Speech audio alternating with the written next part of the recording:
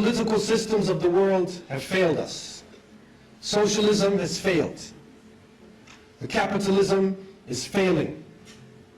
Tribalism, nationalism, all the different isms and schisms have failed in bringing about unity and love and cooperation and the type of a world that we could live in as human beings, live a good existence with our fellow human beings and pass through this world.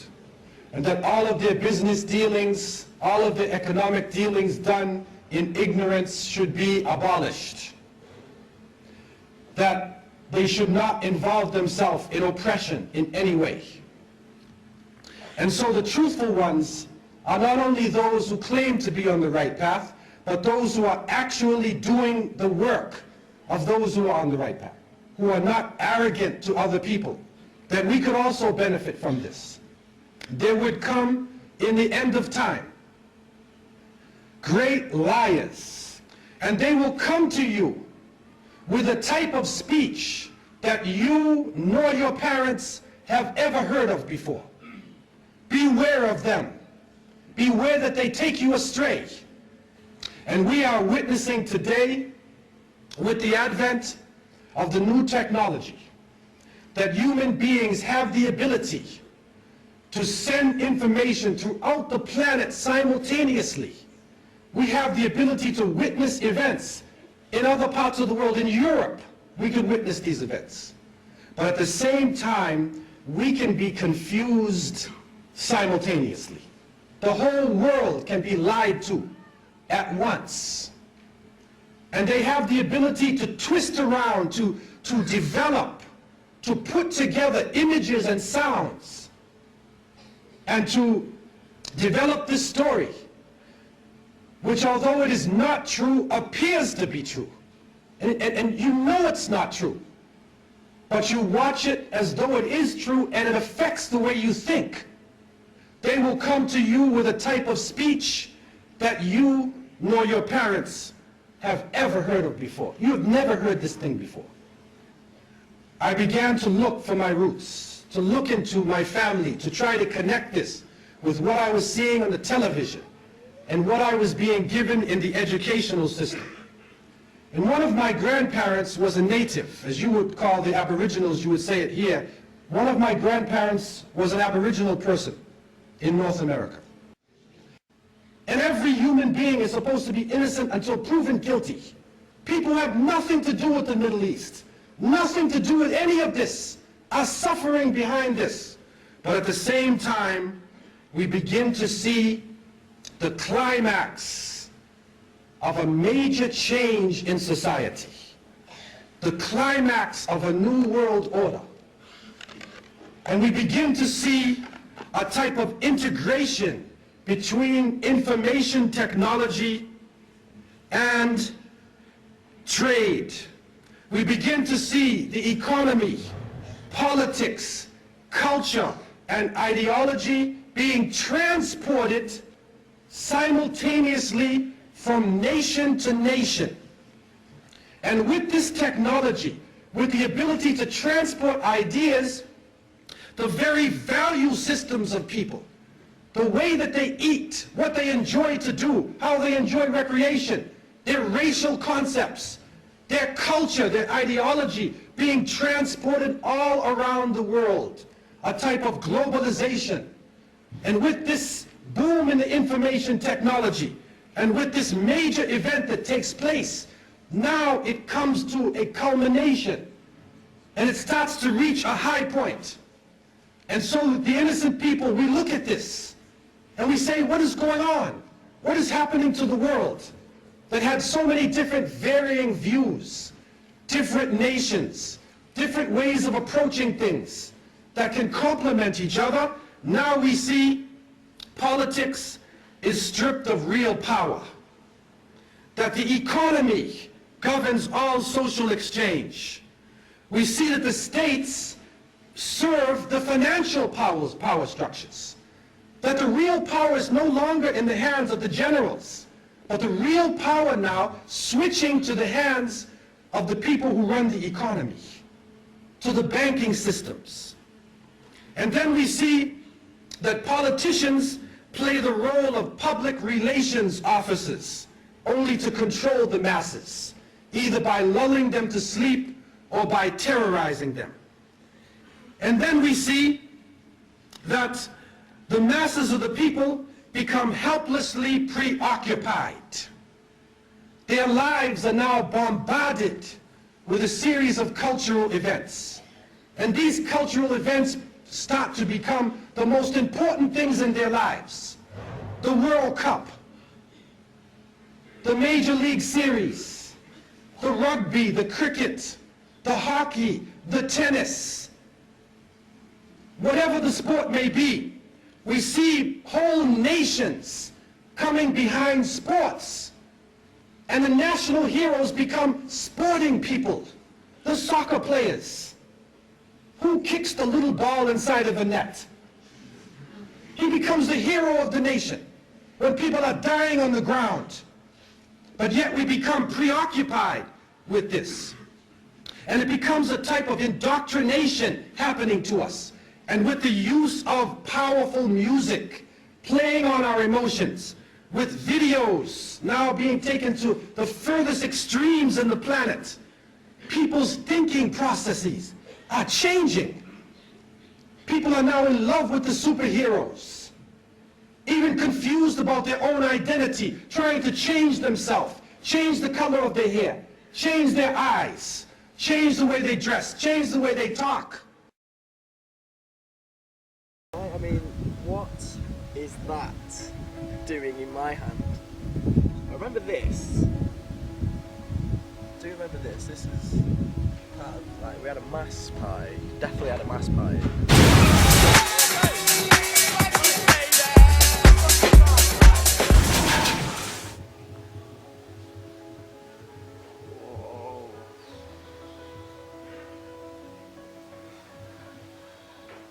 Hello? Oh, what? We've got Paravana. Oh, excellent, boys. Here we go. Paravana's on.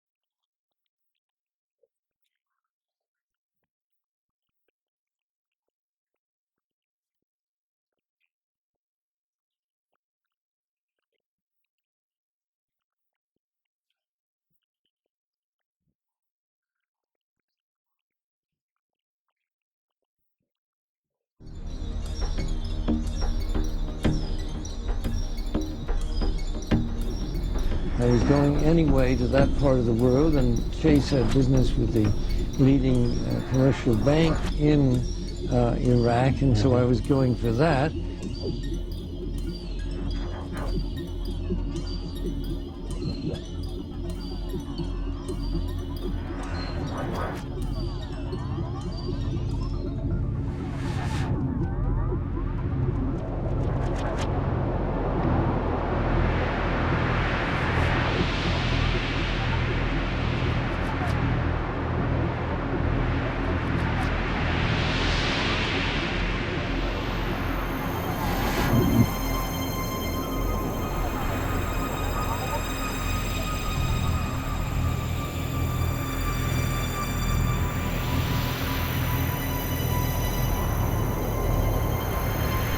We've had triumphs, we've made some mistakes, we've had some sex.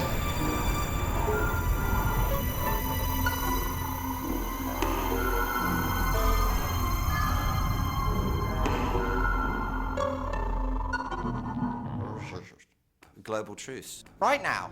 Right now. Right now. Global truce. I am faster than you. I am stronger than you. Certainly, I will last much longer than you. You may think I am the future, but you're wrong. You are. If I had a wish, I'd wish to be human. To know how it feels. To feel. To hope. To despair. To wonder. To love. I can achieve immortality by not wearing out. You can achieve immortality simply by doing one great thing. Let me just say something to all my conspiracy-oriented friends on the right who think I'm planning to unleash some secret agenda. You're absolutely right.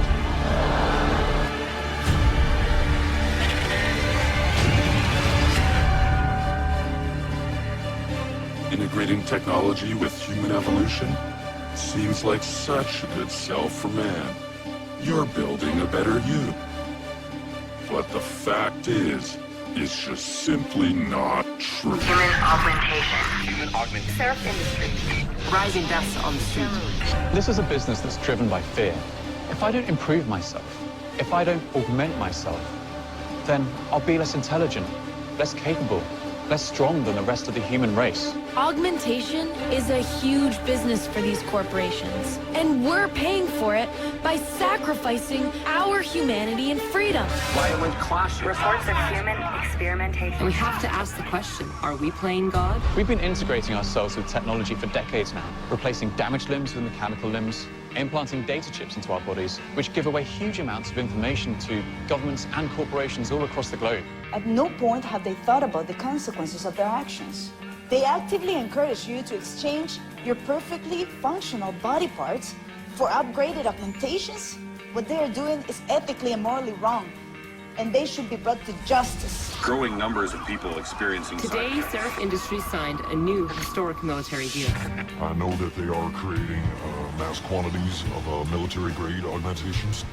I've seen testing on them, and it's very scary types of alterations. They want to systematically turn us into machines and pump us full of their drugs. You have to take neuropozyne, one of the most dangerous and addictive drugs that exists in the world today. You'll have to take this drug for the rest of your life. If you don't, your body will reject your augmentations. It's a drug that's priced so highly that we are now seeing cases of high-profile people who are now out on the streets, and they are begging for drugs. They'll have their technology in your body. They could have the power to turn off your limbs, the potential to turn off your eyes. They'll be able to send messages to your brain and control your thoughts as if they have the power of God. I have found that in all of the communities that the young people are being confused with drugs. It is pouring into our countries. No matter what form it takes, cocaine, LSD, psychedelic, depressants, put you up, put you down, confuse you, but create a false world and give you a false dependence so that you become dependent on the chemical. Your God becomes the pusher. Your God becomes the chemical. And so creating this dependency amongst the masses of the people. And then we see lethal social diseases being spread. Whether it is some germ warfare, whether it is something passed through homosexuality, whether it is a type of corruption. What some doctors have even said is that your immune system can break down by a number of factors. Not only a virus that they had never really located and shown us what it looks like, but the immune system can break down from malnutrition, from tuberculosis, from forms of malaria. And they've listed almost 40 ways that your immune system can break down, and if you take a test, you will be considered HIV positive. But whatever it is, it's killing us. It's killing us in large numbers. Then we see the planet malfunctioning. We're supposed to be rising in technology. Our life is supposed to be getting better, but the very planet that is created in order to serve us is malfunctioning. The air is becoming polluted. The water is becoming polluted. The animals are dying. They are cutting down the rainforests. They are destroying forms of life. And now we are getting strange forms of cancer. Other diseases, other lumps and tumors and things popping up in our bodies that we have never seen before. And it is happening all over the planet. And so what is happening in front of us? When people begin to speak out, when they try to protest what is going on, even in a legal way they are protesting, they find themselves either swamped with false information coming out of the technology, or they find themselves terrorized. They find themselves in a state of fear. And so when the events happen, as September 11th, the world changes. Those who are connected to the electronic technology are put into a state of fear. And images are being placed in front of their eyes, as the images were before. And these images are connected to the geopolitical situation. Don't be fooled. Why do you think back in the 60s, we still had the remnants of the bad guys coming from World War II? Japanese, Germans, Russians. Why do you think that coming into the 80s and 90s, Spanish drug cartels, Afro-American gangs, and the most sinister character you can bring to the screen, the Arab terrorist? All of the so-called folk heroes are chasing around this image. We were being prepared for something. Our minds were being prepared for something. This does not happen by chance. And we, the innocent people, trying to look at the world and trying to understand what is going on, we see everything is moving toward one world. Thank you. I think we could be here till sunset, but on that question, as it is certainly not a couple of hours, I think. It's a huge, huge problem. I think the most important thing which you're touching on is the whole question of confidence and whether confidence exists. J.P. Morgan made a speech in 1932 where he said if you're a good banker, you have to behave toward your customer in a measured way and look after them correctly and ethically. I know that was a different world in the 1930s, and whatever you may think has happened since. And of course, there's been endless books written about the problems that have faced the banking industry and the financial world, and the question of how you contain the principles of confidence for the customer. I'm sure everyone in this room probably have bank accounts, and maybe some of you have lost confidence in the banks you're dealing with or not. The result, though, is that one has to look back at what has happened in relation to the movement of banks and the financial world from, if you like, locally being involved, whether it was in the United States, locally in the United Kingdom, France, Europe, throughout. And suddenly the opportunity, I think globality was the biggest change that took place when people moved across from one country to another and perhaps thought that the regulation in one country would be adequate to cover them in the other country. And they've pretended, if I can use that word, that self-regulation existed and that it was all right. But of course, we all know that it wasn't all right, and in a very short space of time, we saw the differentials. The other thing that happened, which is basic, and of course, people's memories are good on this and some aren't, commercial banks basically were making a return of about 11 or 12% on their capital. and investment banks were making 20 or 25 or more percent. And there was a self-involved jealousy factor, if I can use that expression, of why should those fellows across the road be making all the money and we are struggling just lending money to boring subjects when they go out and do exciting operations in taking over companies and being investment bankers. And the regulators, I don't think, understood it when you look back 40 years. And it's probably in the late 70s when this started to change, certainly in the United Kingdom. And it moved very much faster than people realized. The other point, which I think is terribly important, and I bring you up to date today, is that if you're a regulator, and I have to be careful because I'm sure there's some in this room, but to be a regulator, you've certainly got to know what you're regulating. In the case of the United Kingdom, again, the FSA was a failure. It didn't regulate the banks correctly. And one of the reasons why it didn't regulate them is because the question of money comes into it. And money obviously comes into the whole question, and I'll talk in a little while about the question of ethics.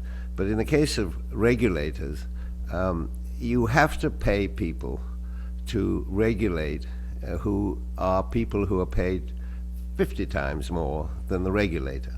Now, we all know what that means. I'll give you a parallel. You may think it's funny, but many, many years ago, in soccer, which was played in England and played partly here, all the soccer teams were refereed by amateurs. They weren't paid anything. And then they suddenly realized that the soccer players were earning up to £100,000 a week for kicking a football, and they realized that maybe the referees should be paid too. And they started paying them a decent fee because they realized that the soccer players couldn't care less what the referee said to them when they kicked the ball the wrong way or knocked someone over.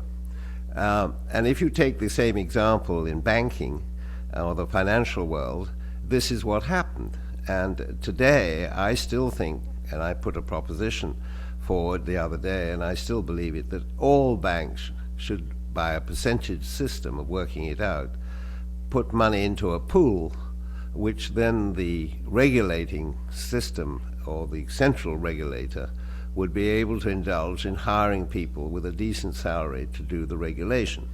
So that's a very important factor, which I think caused a lot of problems, and we saw that. And then you get on to the question of ethics. Well, the question of ethics goes back in history. I mean, you know, it's not for me to say, but imagine people are brought up in a disciplined family with tradition. They think and they reflect. And at the same time, they take on a job, whether it is in the financial field or in the industrial field or wherever field they're going into, and they see the opportunity of working for the company in the best sense of the word.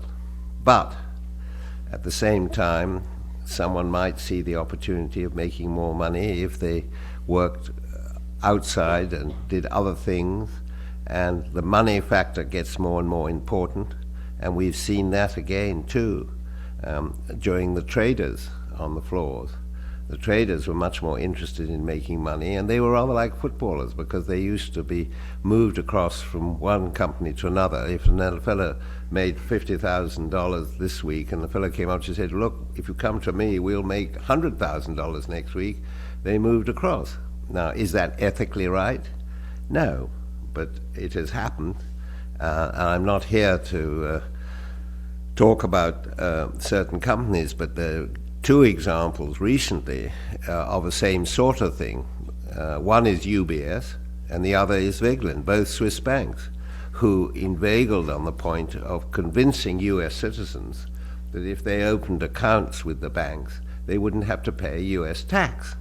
And they've now, it's public knowledge, and they've all been had up, and one of the banks, the Vegland, which is probably one of the oldest small bank in Switzerland, is closing down. And you had the same situation in the United Kingdom, where we had operations of some of our banks, and I have to be careful what I say with Adam here, who probably followed it closer than I did, but where they were offering money for people to do things which they shouldn't. And how do you stop it? Do you stop it by private regulating, which is what you suggested maybe we should discuss? No, you have to have central, proper regulation done by a combination of the government of the country and the central bank. The two have got to work together. There's another example I give you where it's failed, in my opinion, and I, many years ago, suggested something should be done. I think hedge funds are an absolute disgrace to modern finance. They've never done anything for the community. They've only done it for them, self-indulging, making a lot of money. And hedge funds should have been licensed. What is the difference between a hedge fund and a man brokering in the corner of his office in a bank? Personally, I don't see any difference. Even the bookies on the racetrack are licensed. So, and to my opinion, a hedge fund is not much better than a bookie on a racetrack. But all these things come down to the fact of whether you're brought up with a standard of understanding what your discipline is in life. The highest form of ethics in the world, without a doubt, is medicine. Health, doctors are probably the best example of really good ethical behavior.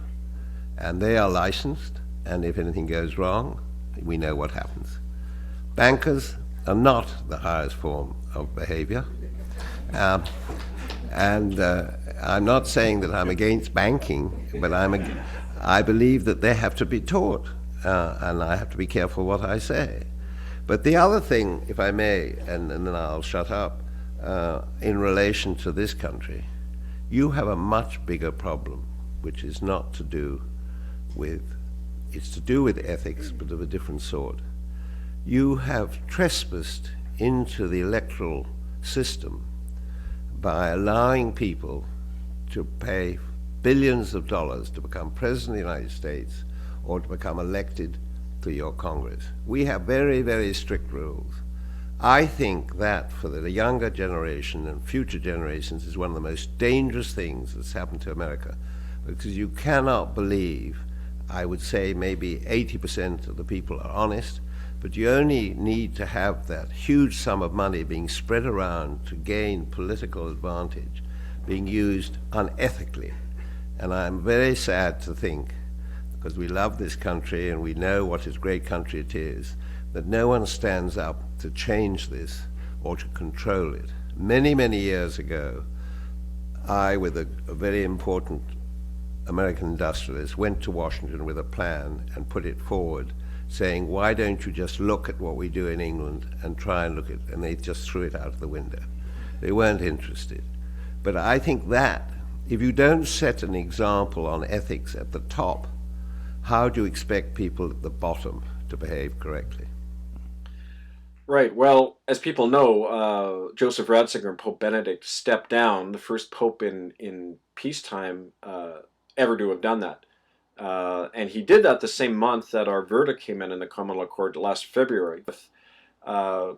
He stepped down, as did his Secretary of State, Tarcisio Bertoni, both of them named in the indictment in our common law court about genocide in Canada. They both stepped down while in office because they knew that there were arrest warrants being prepared for them. There are still standing arrest warrants against both of them and other individuals. And because of that fact, it really has caused over the last number of months a number of people to sit up and take interest, including insiders who have intimate knowledge of the role of Joseph Ratzinger in horrible crimes.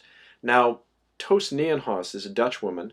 Last May 8th, we posted an interview with her, a 2.5-hour interview, where she claimed to have seen Joseph Ratzinger, Prince Bernhard of Holland, the founder of the Bilderberger Group, and other individuals involved in satanic ritual and murder and torture of children in Holland and France and a number of other locations. A second individual has come forward over the last couple of months to affirm this.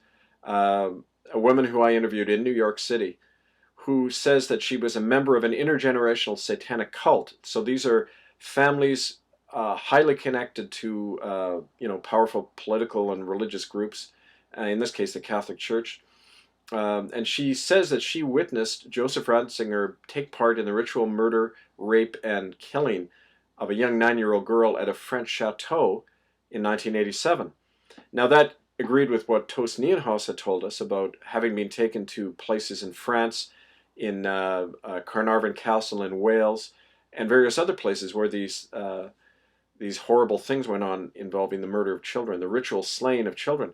Now, we have added this into the pool of evidence we have about Joseph Ratzinger. There is, like I mentioned, a standing arrest warrant on him because he's already been found guilty for ordering, among other things, ordering bishops around the world to hide evidence of child rape and other crimes against them. Clearly now that cover-up ordered by Ratzinger was to cover himself personally as well, is what we believe now. And they told us that the Indians, and that's the first lie, because Columbus was lost and he bumped into America and he called it India. He thought he was in India. So we called the people Indians. But they told us and showed us in films that the Indians were a savage people. And they were always attacking the wagon trains. They were always killing their enemies, and they were even scalping their enemies. And you'll be surprised to know that the first scalping was done by extremists amongst the European settlers. They were the first to scalp. And as a reaction to this, the native people began to take their scalps. But it comes to you in a totally different way. They also told us that Columbus discovered America, that he discovered these lands as though there is nobody living here. But when you read the writings of Ferdinand Columbus, his son, and he was the one who stepped on the mainland. Columbus never stepped on the mainland. He only touched the islands. But when Ferdinand wrote about Mexico, he said he found a massive city as large as anything in Europe, with hanging gardens, with pyramids, with all the trappings of civilization. And when the conquistadores went south to Peru, they found in the Inca civilization, they found high intelligence, and they found amongst the people of the south calendars that were similar to the ancient Egyptian calendars. They found astronomy, technology, all types of science and knowledge. When they went north into North America, they found highly organized people. Amongst the Cherokee Nation, there were cities of over 100,000 people with 3-story buildings. We don't hear this. They also found the Iroquois Confederacy, and it was the agreement made between the Iroquois nation that was the basis of the United States Constitution. They don't tell you that. They don't tell you what they found in the Americas. And after that, a genocide occurred. And so by saying they discovered America, they own these lands, they tried to justify the mass murder that took place, and millions of the native peoples from South America to Central to North America were wiped out through the killing of their stock by giving them blankets filled with deadly diseases that they had no cures for. And so they died by the 100,000s and even the millions. But we hear stories about the cowboys and the Indians, and it gives you a totally different picture. And they make it seem so true that you get confused, and they go so far even to name their baseball teams after the people they have killed and put in reservations. And so they have a type of speech, a way to twist the truth and reality that we have never seen before in a civilization. And after the so-called freedom, we couldn't find jobs. We couldn't find decent places to live. We could not find education. And so it reached the point up until now, when you see this beautiful image of America, the reality is totally different. And you will be surprised to know that 1 in every 4, you will be surprised to know that of 8 million people who are in jail, in prisons, incarceration internationally, that 2 million people are incarcerated inside of the United States alone. There are more people in jail than there are in universities and colleges. And you'll be shocked when you go inside these institutions and see people, in some cases, that have nothing to do with crimes inside of the institutions and inside there for life. And one of the secrets we found is that people in a maximum security prison were making clothing. They were making running shoes and jeans, and they were only being paid about 50 cents an hour. And so you have thousands of people, many of them in jail for life, working for 50 cents an hour. So what you have is a modern slave state. Another form of slavery which is done in the name of freedom and justice. And they will come to you with a type of speech that you nor your parents have never heard of before. We see massive genocides taking place. We see Palestinians driven out of their land. Africa living under tyrants financed by industrialized nations. We see wholesale murder and genocide. And now with technology, you even see the bodies of the people in Kosovo, in Bosnia, in Kashmir. You see it with your own eyes. We witnessed this being slaughtered all over the planet. Thousands of people mercilessly being killed. And then September 11th, an event that took place that with the use of technology, with people's minds being connected together by the electronic technology, it becomes a worldwide event. And no doubt it was a horrendous event. And so the September 11th took place. But it was one of their own right-wing Johnny Appleseeds, one of their own homeboys who carried it out. But this event took place, and we did not, I want to make it categorically clear, we did not enjoy this event. And you will be surprised to know that there is a masjid. There was a masjid in the trade center, in the Twin Towers. And up until now, we have received no conclusive evidence, only circumstantial evidence, but nothing conclusive. And they tell us that these young Arabs carried this thing out. And then we saw in Saudi Arabia, some of the people actually came, their name was on the list, and they went to the embassy and said, I'm alive. I didn't do it, man. I'm right here. Okay? No. Then they say, no, they carried it out, and these so-called religious extremists, before they do it, they're drinking alcohol the night before, getting drunk, and then they're going to sacrifice themselves for Allah. He writes a letter which so conveniently is found. Nobody writes like this. This is a strange situation. And then the building falls down and destroyed and incinerated, and they find the passports. They find the passport, man. So we're saying, what is the reality of this situation? Why is a confusion happen when people are made guilty before they are even taken to court? What a beautiful world it would be. What a beautiful world. But the problem we're facing is, what else can happen with that chip? What else can be done to the chip? Your emotions could be controlled. Your mind could be controlled. You could even be killed. In the earlier decades, people wrote about this. George Orwell wrote about, you saw 1984. You saw people talking about animal farms, talking about Big Brother. They wrote about this before. Now it is coming to pass. And there are so many theories about this. We are bombarded with this. We see people talking about the Freemason order, the Illuminati, the international bankers, the Zionists, alien consciousness. Even some groups are coming up, satanic type groups, New Age type religions.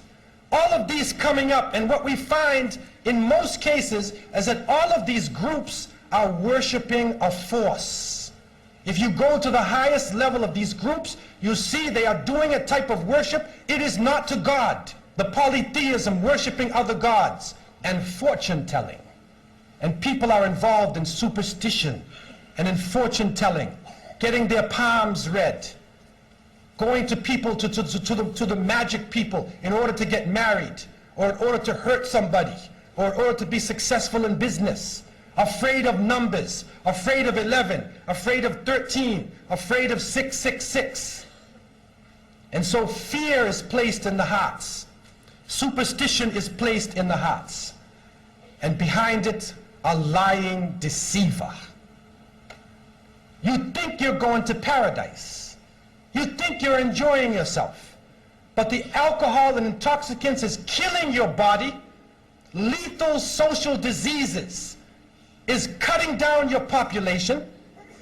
Gambling is ruining the family, ruining communities. But it's done in the name of progress and democracy and the 21st century.